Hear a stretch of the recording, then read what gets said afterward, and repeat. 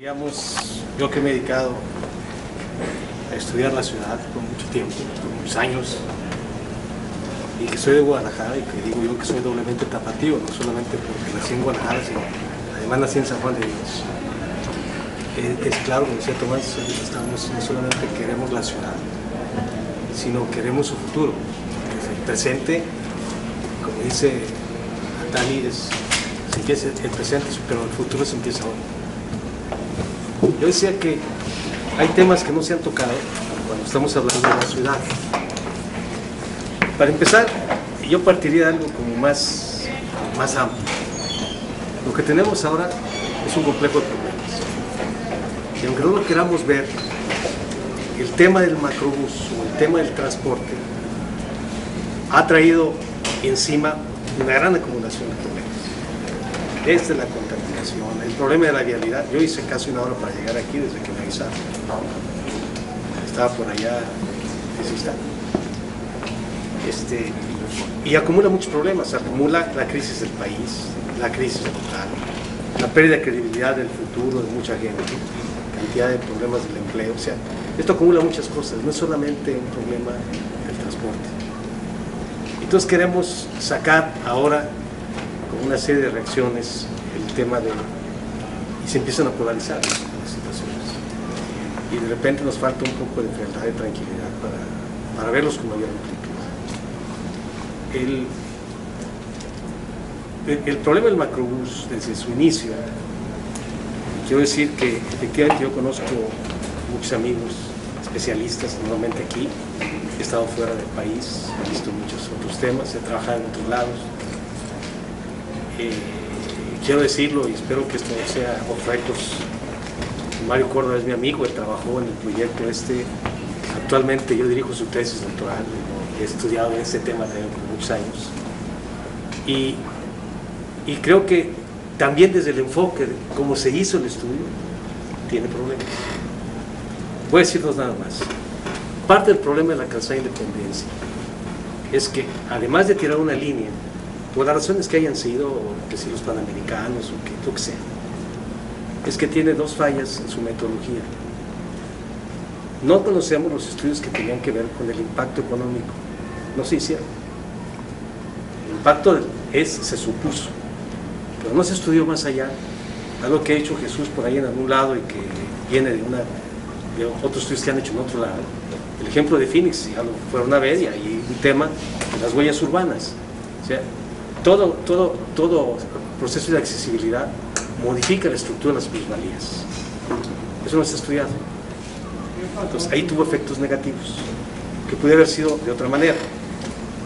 Junto a los problemas de los procesos de huellas urbanas, tampoco hicieron estudios de lo que llamamos, en términos de análisis de todos esos factores, radios crecientes de plusvalía, porque no solamente procesa un espacio, sino que va procesando otros además, y se van generando los radios crecientes, para saber exactamente cuál es el beneficio, no solamente de la empresa, no solamente del esquema de transporte, sino del conjunto social cercano y lejano.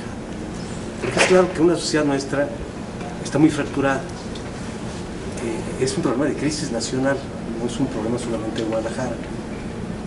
Y cuando hablamos de representación, por eso reaccioné en un momento determinado, es que no se puede descalificar la participación de nadie, porque tenemos una democracia en construcción y toda participación, por mínima que sea, es válida. Porque si partimos de la construcción democrática, estaríamos hablando que vivimos en una sociedad en no solamente se representa a quien tiene capacidad de representarse, y en ese caso las cúpulas tienen mayor fuerza para representarse, y lo que derive de las cúpulas como apoyo general, ¿sí?, para que eso procese. Entonces, estamos dejándole validez a la opinión de una serie de ciudadanos que no tienen capacidad de representarse, o por cultura, o por capacidad económica, o por educación, simplemente. En este país, muy pocas gentes forman parte de asociaciones civiles que puedan tener capacidad de participación.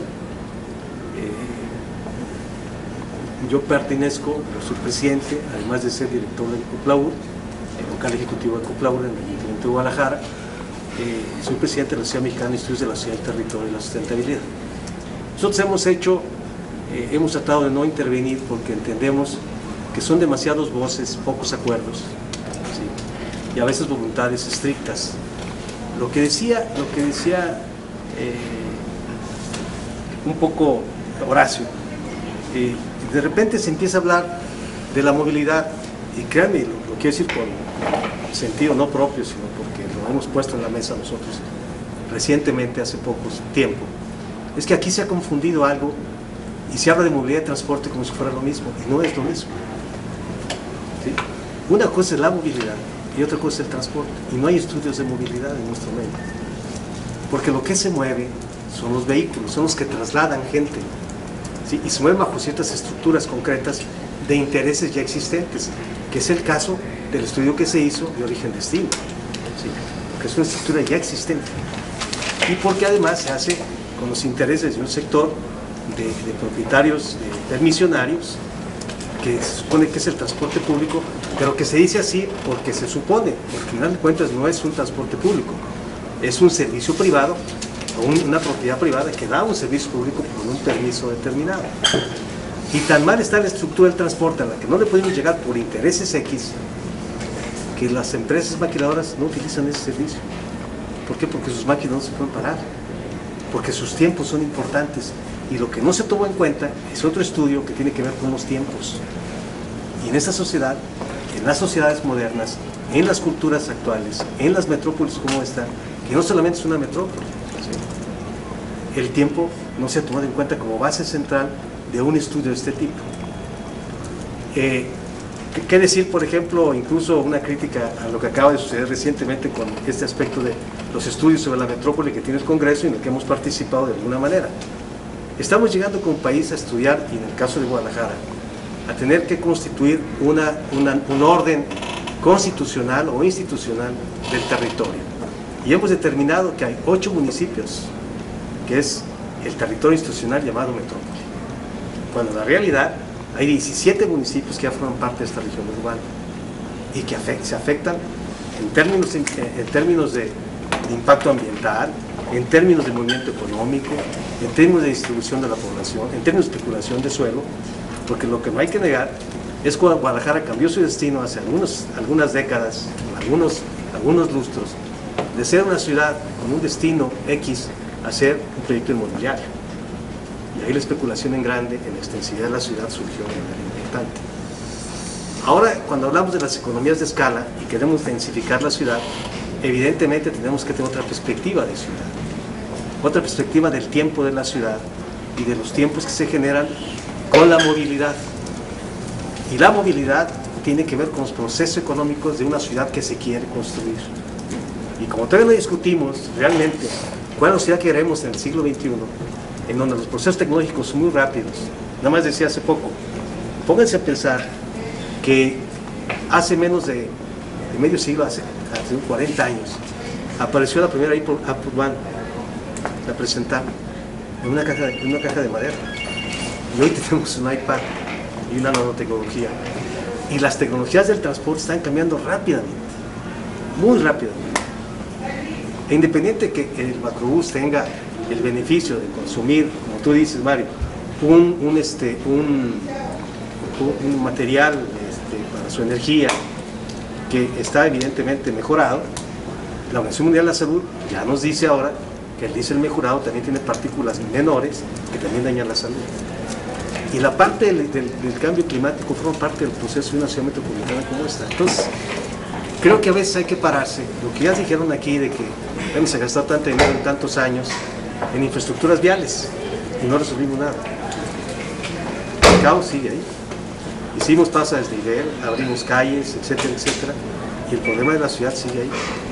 Porque creo que a veces es tiempo de pararse, hacer un alto en el camino, aceptar que se ha hecho, que se han cometido errores y se han cometido aciertos, pero pararse a generar un gran debate sobre, bueno, ¿cuál es la ciudad que queremos hacia el siglo XXI? Porque el siglo XXI es el siglo de las ciudades. Y cuando se habla de competitividad, no solamente se puede hablar de transporte.